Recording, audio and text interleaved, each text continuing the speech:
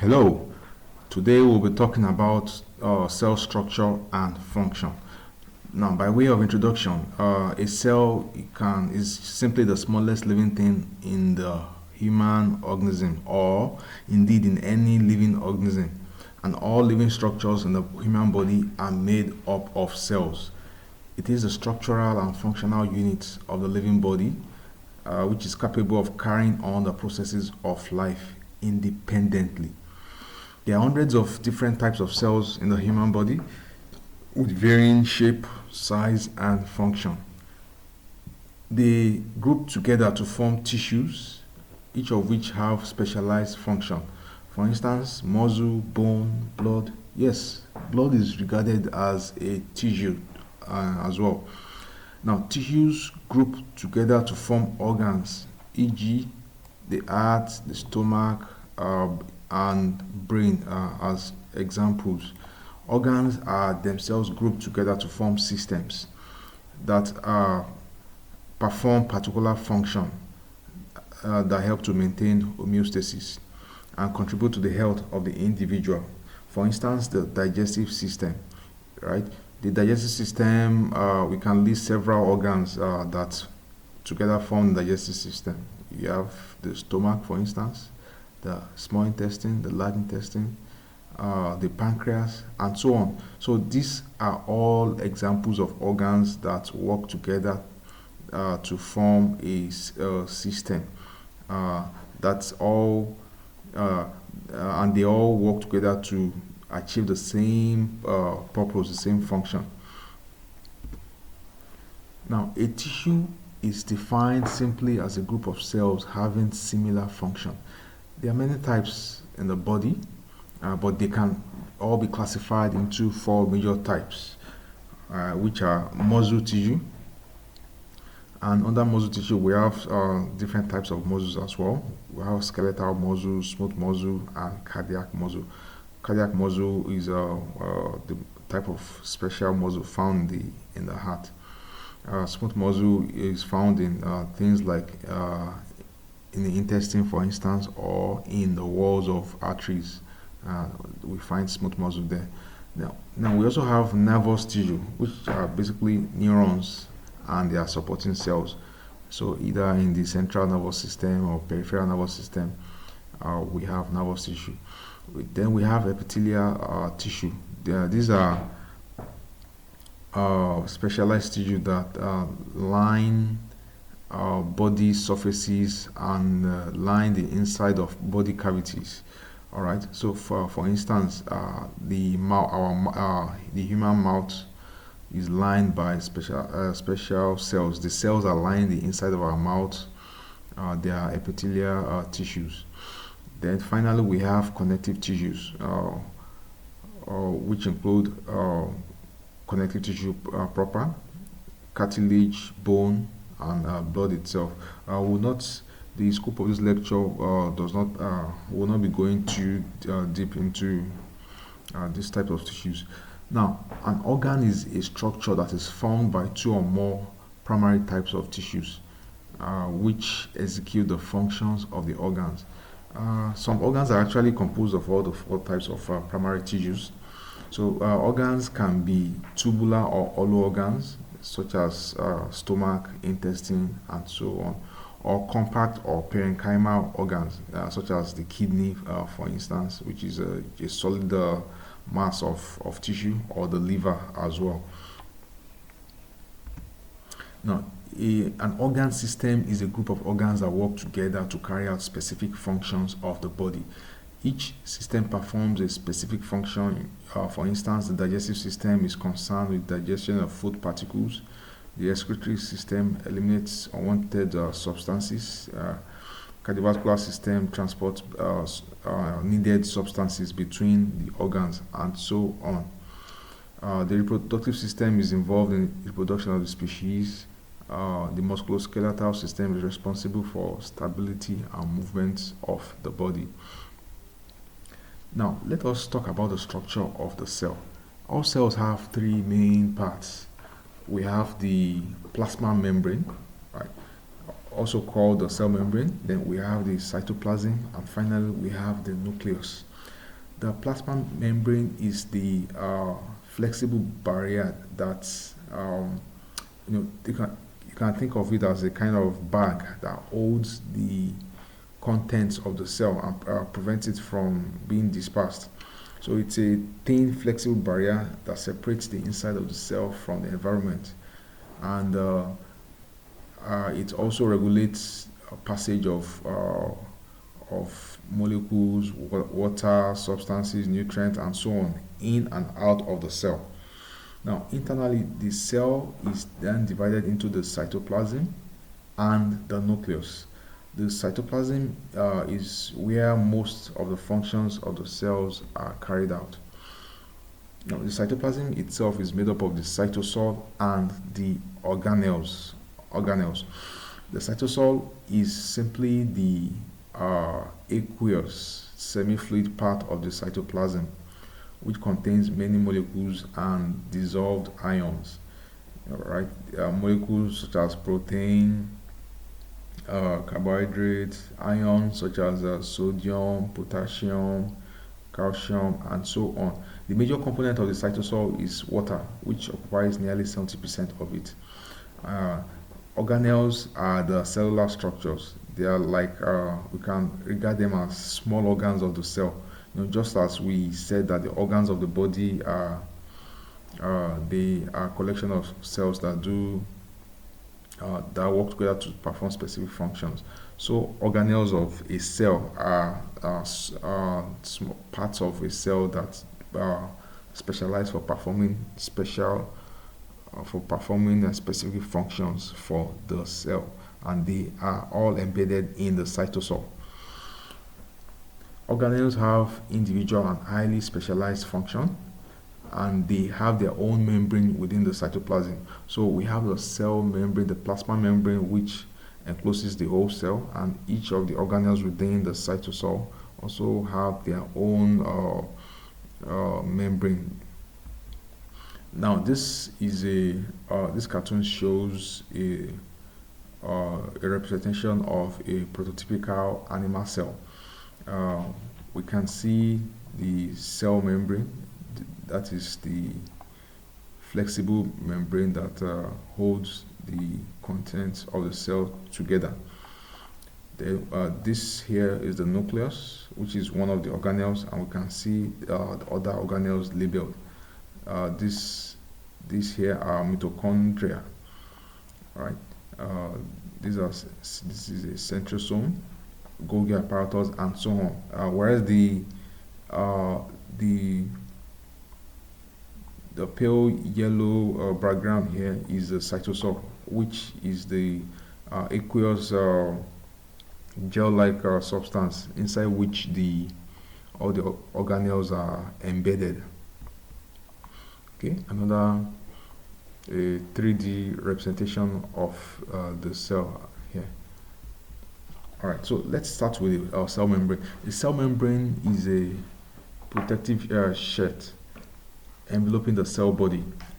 What is a sheet? A shirt is, for instance, people who have swords or knives. They usually keep them in some leather container while they are wearing their swords or knife. That's just a shirt. So we can regard the cell membrane as something similar that protects surrounds, envelopes the cell body and protects it. It separates the fluid from the cell, from outside the cell, called the extracellular fluid, from the fluid inside the cell, called the intracellular fluid. And the cell membrane is semi-permeable. This means that while it prevents movement of many things across it, it selectively permits the movement of certain other substances across it to pass between the extracellular fluid and the intracellular fluid. The thickness of the cell membrane can vary from 75 to 111 angstrom units. The cell membrane is composed of three types of substances. We have proteins, lipids, and carbohydrates. Of course, in addition to the water, everything in biological systems has water in it. Now, structure of the cell membrane. It's composed of what is called a phospholipid bilayer. Phospholipid bilayer with proteins and carbohydrate molecules embedded in them. So we can see this cartoon on the right shows what we're talking about. We can see that there are two distinct layers. If you observe from the top here, you can see that there are this tiny what is represented as tiny red balls here. You can see that they have what appears to be a head and two tails, and you can see what appears to be a mirror image of the same thing on the other on the beneath the lower part of the illustration. So each of these is a phospholipid layer, and so the two of them together are called a phospholipid bilayer. Now, from the word phospholipid, it simply means a lipid that has a phosphate groups inside, so phospholipid bilayer, and we said that proteins and carbohydrate molecules are embedded into them. So for instance, we can see embedded into the phospholipid bilayer, you can see a glycoprotein, you can see a glycolipid, you can also see other things embedded in them, like ion channels or protein channels in this case, that would a protein channel that will allow passage of specific substances between the extra and intracellular compartment. So it's a specialized protein that allows passage of things like ion. So we could have sodium channel or chloride channel as an example. There are also intercellular connections that enable communication between cells. Okay, so this shows the same thing we saw in the previous slide. Now, the phospholipid bilayer. Now, phospholipids have a head that is hydrophilic. When we say hydrophilic, it means that it loves water. Hydro, water, and from the word hydro and philia means love. So hydrophilic means that the head loves water, and that the head is positively charged and has a phosphate group, and that is why it's called a phospholipid. That's a phosphate group that is chemically combined with a lipid. Okay, and it has two hydrophobic, that is water insoluble, negatively charged fatty acid tails. So let's come back here. Now, this is the head of of the individual components of the phospholipid bilayer. So this head is water soluble, it is positively charged, and it has two tails which are water insoluble and negatively charged. That's what we're talking about. Now, the hydrophobic tails face each other and form a bilayer. So coming back here to, yes, you can see that well illustrated here. The head, you can see the heads of the two layers on opposite ends, and in between them the hydrophobic tails facing each other. Okay, so this is another illustration showing all of this. Now, lipid soluble substances, that is substances that that can dissolve inside lipids. When we say lipid, we're referring to things that have a similar nature to fat, right?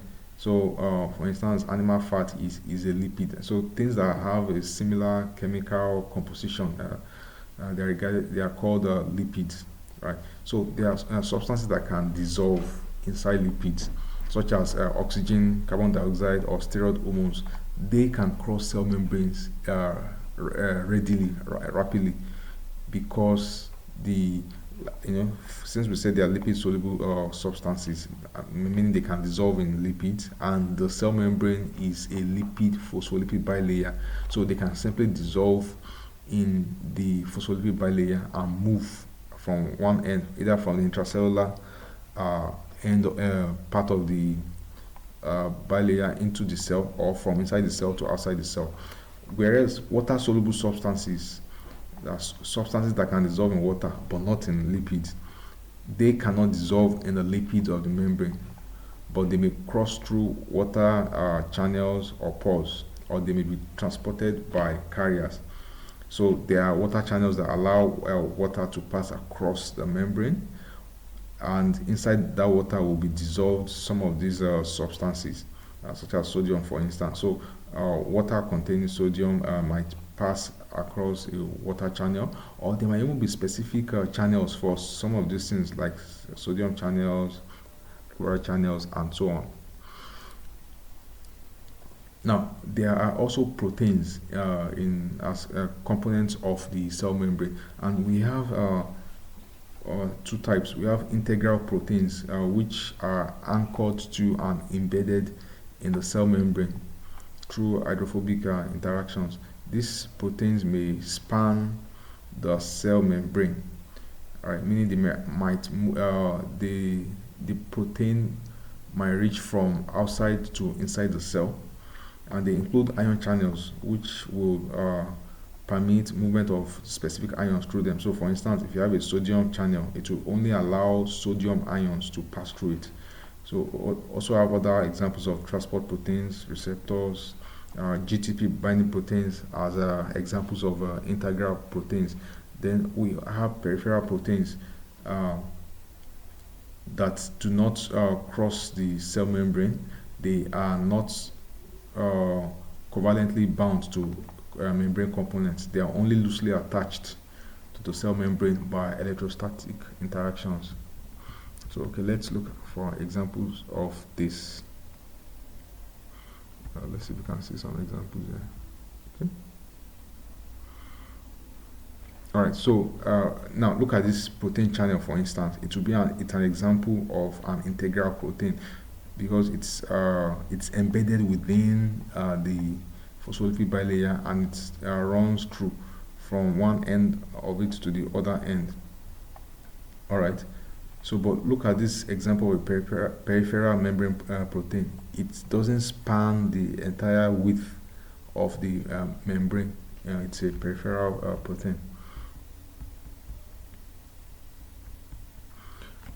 Alright. Now, finally, there are intercellular connections within the plasma membrane, and the first we'll talk about is they are called tight junctions or zonular occludings. A tight junction is a watertight seal between two adjacent animal cells. All right. So imagine,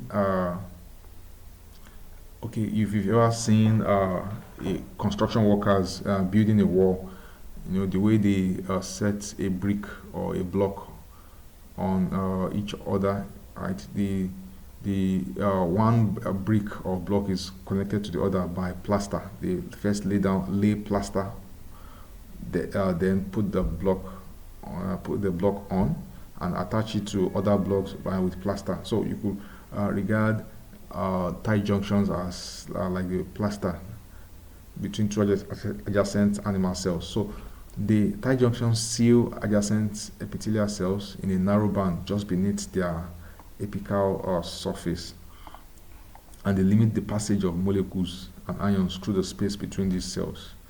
So most materials must actually enter the cell by diffusion or active transport in order to pass through the tissue. Okay, I will show you a picture of this. All right, so this is an example of a tight junction. All right, now you can see that it seals the space between two adjacent cells, and so if you have a particular ion or substance, okay, let's imagine this area here is the outside of the cell, and this area here is the outside of the cell, and this area here is the say these are two particular cells, right? So let's say you have a substance here. Now, if the substance is to be moved from this area to this area, it cannot, because of the presence of tight junction, it cannot just simply move between two cells because of the presence of tight junction, which has sealed this space. So it will either have to move through the cell itself by diffusion, which is possible if it's a lipid soluble substance, right? But if it's not lipid soluble, if it's water soluble, it might have to move through the cell via um, specialized transport proteins. So it can't just pass through the space between the cells. That is what we mean by a tight water seal. That's what a tight junction does. A watertight seal. I mean, okay. Right. The second is adherence junctions or zonal adherence. Now, this provides strong mechanical attachment between adjacent cells. Okay, these are examples of adherent junctions. So their own function is to hold cells together, whereas the function of the tight junction is to prevent movement of substances between the cells. Now, gap junctions, these are intercellular channels that permit the free passage between the cells, that permit the free passage of ions and small molecules between the cells. Now, let's look at an example of them. So, this is an example of a gap junction. So, it connects two cells and it allows communication between the two cells, and so small molecules and ions can pass freely across the gap junction. We have desmosomes. These are localized patches that hold two cells tightly together. They are common in epithelia, for instance, the skin. Let's look at some of them. Okay, so this is an example of desmosomes that connects two cells together. Then we also have hemidesmosomes that connect a cell to the basal lamina. That's the basement membrane. All right, so let's talk about the functions of the cell membrane. It has protective functions. It protects the cytoplasm and the organelles present in the cytoplasm. Selective permeability. It acts as a semi-permeable membrane which allows only some substances to pass through and acts as a barrier or for other substances. It also has absorptive function as nutrients and other substances are absorbed through the cell membrane. It has excretory function. Metabolites and waste products are excreted through the cell membrane. Exchange of gases. Oxygen enters the cell from the blood and carbon dioxide leaves the cell and enters the blood through the cell membrane. Maintenance of the shape and size of the cell. The cell membrane is responsible for maintaining the shape and size of the cell. Now let's talk about the cytoplasm. It is the jelly-like material formed 80% of water. It contains a clear liquid portion called the cytosol and various particles of different shape and sizes. Now these particles are protein, carbohydrates, lipids, or electrolytes in nature. Electrolytes such as sodium, potassium, calcium, magnesium, and so on. Now the cytoplasm contains many organelles with distinct structure and function. Now, okay, let's note that the clear liquid portion of the cytoplasm is the cytosol, whereas the cytoplasm is the cytosol plus the organelles within it. Now, the cytoplasm is made up of two zones. There is the ectoplasm, which is the peripheral part of the cytoplasm, situated just beneath the cell membrane, and the endoplasm, which is the inner part of the cytoplasm, between the ectoplasm and the nucleus. So let's see if we can see another cell, picture of a cell. All right, so if you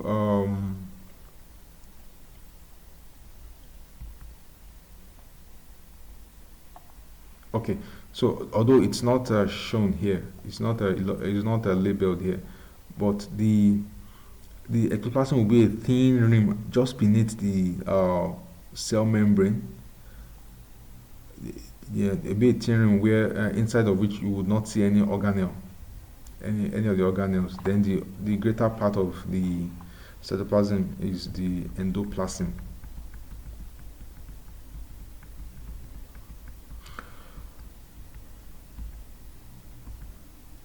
All right. Now, the organelles in the cytoplasm, they are quite a number of them, including the nucleus, mitochondrion, ribosome, and so on. We'll treat them one after the other. Now, now the nucleus. The nucleus is probably the most. Well, I wouldn't. Maybe I shouldn't say it that way. The nucleus is a very important. Is a very important cell organelle, and every cell has a nucleus except for matured red blood cells, matured erythrocytes. It's the largest organelle ins- inside the nuclear envelope, and it contains the body's genetic material, that is the gene, right? Uh, there are eukaryote cells that have nucleus are called eukaryotes, and prokaryote cells without nucleus. So, but this is human physiology, and so all human cells apart from the red blood cells have apart from matured red blood cells have nucleus. Now, there is a structure called a nucleolus that is also present within the nucleus, which is involved in the manufacture of the components of ribosomes. Now, mitochondria. Okay, let's have a look picture. Let's have a look at nucleus. Yeah, so this is the nucleus, for instance here, in 3 dimension, and inside it you can see the nucleolus inside of it.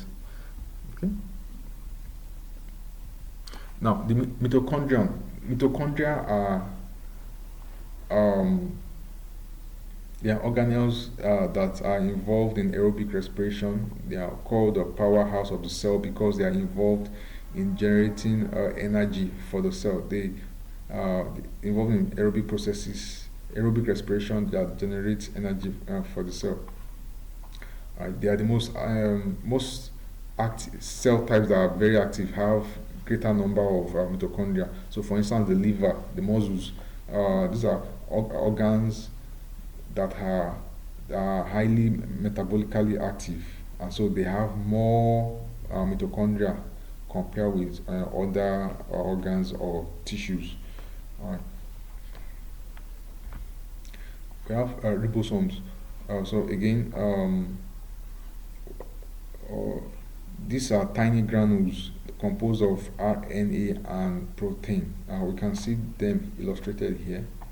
Okay, um, these curved structures are called the rough endoplasmic reticulums. Then attached to them are tiny dots or tiny bumps.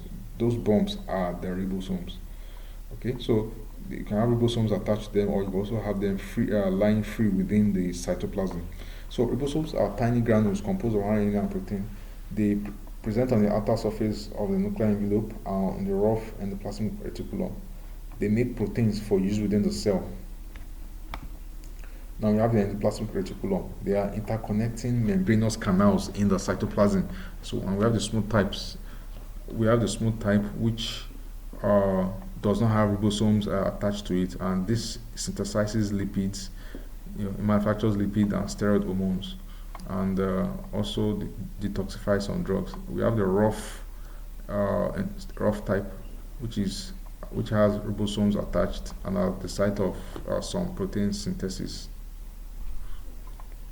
Alright, so here we see smooth endoplasmic reticulum and rough endoplasmic reticulum with ribosomes attached. Then we also have the Golgi apparatus, which consists of a stack of loosely folded flattened membranous sacs. Proteins move from the endoplasmic reticulum to the Golgi apparatus and are packaged into vesicles called secretory granules. So when proteins are formed inside endoplasmic reticulum, they then move to the Golgi apparatus and are packaged into secretory granules. Alright, so and these vesicles move to the plasma membrane, fuse with it, and their contents leave the cell by exocytosis. So when the cell manufactures a protein that is destined to be used in a distant site on the body, the endoplasmic reticulum manufactures it. Then the proteins move into the Golgi apparatus where they are packaged into secretory granules. Now, those secretory granules now break off from the Golgi apparatus. You can see an example here. You can see one that is being formed and is about to break off from the Golgi apparatus. All right. Now, remember that the proteins contained within this secretory vesicle, they are meant to be used in a distant part of the body. All right, from where they are manufactured. So once they break off, these secretory vessels will now move to the plasma membrane, fuse with it, then discharge the protein content into across this plasma membrane into the extracellular fluid, say perhaps into the blood, and they can now move to their intended site of action. We also have a lysosome. It's a type of secretory vesicle that has membranous walls, and it's also formed by the Golgi apparatus. It contains a variety of enzymes involved in breaking down fragments of organelles and large molecules into smaller particles. Lysosomes in white blood cell contain enzymes. This means white blood cell. So lysosomes in white blood cells contain enzymes that digest foreign material such as microbes. So we know that white blood cells are involved in fighting disease and fighting infections. Right. So if a white blood cell was to phagocytose, which is like swallow a pathogenic bacteria, the processes involved for the white blood cell to destroy that bacteria would involve the the enzymes within lysosomes destroying and digesting the particular bacteria. Right. Now, you also have the cytoskeleton of the cell. Now, this is an extensive network of tiny protein fibers, whose purpose is to maintain the shape of the cell. So we have several types. We have microfilaments. They are the smallest fibers, and they provide structural support. They maintain the characteristic shape of the cell. They are made up of actin and myosin, and they also permit contraction, such as in muscle cells. Then we have microtubules. These are larger contractile proteins that are involved in movements of organelles within the cell or of chromosomes during cell division or cell extensions. They're made up of tubulin, and we have them in cilia and flagella. We also have intermediate filaments, which form a network around the nucleus and extend to the periphery of the cell. Of course, they are not usually shown in most illustrations of the animal cell because they are ordinarily under, if you have to view a cell under a light microscope, you will not be able to see them, but they are there. So this shows how they may actually look if you are able to view them under a light microscope. You see these tiny filaments. You can see microfilaments. This is the nucleus, microtubules, intermediate filament, and so on. Now, intermediate filaments also help to maintain the shape of the cell and connect the adjacent cells through desmosomes. Okay. Now, this is how a cytoskeleton might also look like in 3 dimensions. Right. So imagine this is the cell in 3 dimensions. This is the cell membrane, cytoplasmic membrane, right? So between one end of the how do I put it now? One side of the cell to the other, across the intervening space, you can see how the cytoskeleton, they are like when you watch, okay, when a multi-story building is being constructed, you can see how a framework, of a framework is first constructed to hold the weight of structures, to hold the weight of cement that will be poured or concrete that will be poured, and those structures will hold the weight until the concrete sets and becomes strong. All right. So, so something similar is what is the function of the cytoskeleton. They support the cell and enable it to maintain its shape. Now we also have centrosomes. The direct organization of microtubules within the cell, and they play an important role in cell division. They consist of a pair of centrioles. Okay, so these are them. Let's look for a better picture of centrosomes of That's okay. All right. So this is a centrosome which composed of a pair of a pair of centrioles. Now we have cell extensions. I referred to some of them earlier, which project from the plasma membrane. The main components are microtubules, which allow for movement. Remember that we mentioned cilia and flagella when we were talking about microtubules. So there are several types. You have the microvilli, which are tiny projections containing microfilaments. We have cilia, which are microscopic hair-like projections containing microtubules along the border of cells. We also have flagella, single long whip-like projections, such as the one forming the tails of spermatozoa. They allow spermatozoa, sperm cells, to swim. Okay. With that, we have come to the end of the lecture. Thank you for listening.